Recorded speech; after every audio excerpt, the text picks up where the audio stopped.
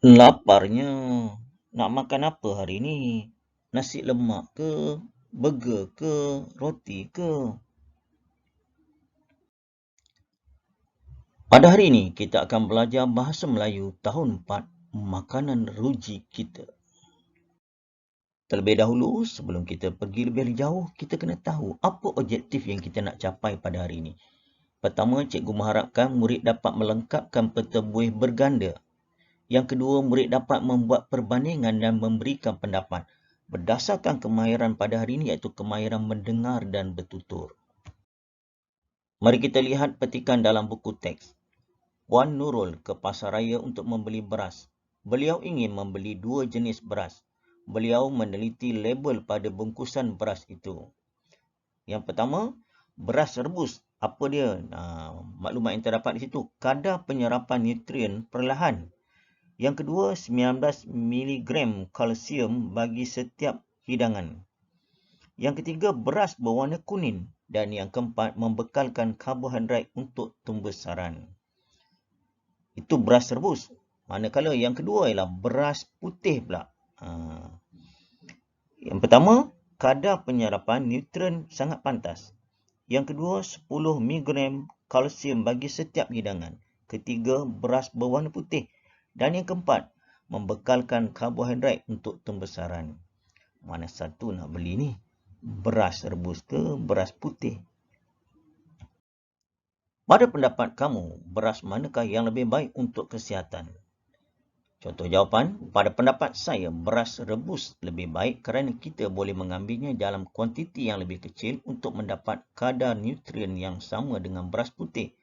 Beras rebus mampu mengawal kenaikan paras gula dalam darah seseorang individu dan menjaga kesihatan kita.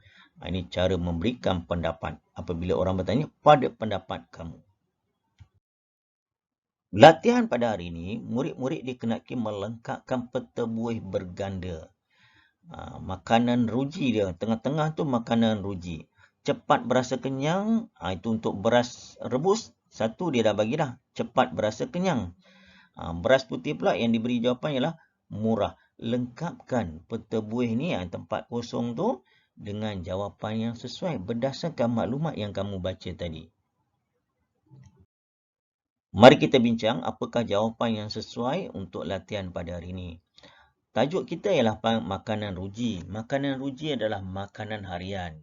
Kalau orang Arab terkenal dengan roti. Mereka lebih suka makan roti.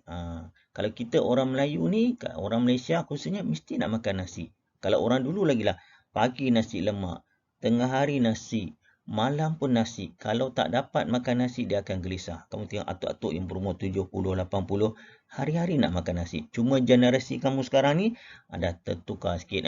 Kamu lebih kepada malam nak makan burger.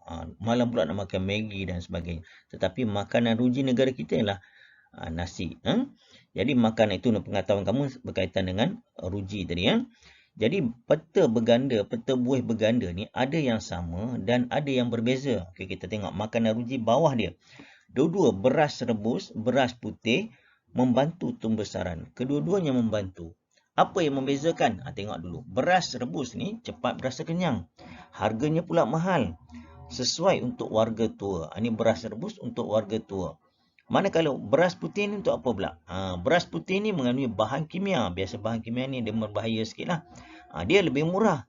Sesuai untuk semua golongan. Maksudnya, kanak-kanak boleh, orang dewasa boleh, orang tua pun boleh. Tetapi beras rebus tadi dia fokus pada orang tua.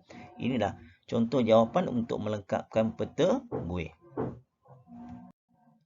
Latihan kedua pada hari ini pula, tuliskan maklumat yang tersirat. Yang dia tersurat dia dah bagi pada kamu.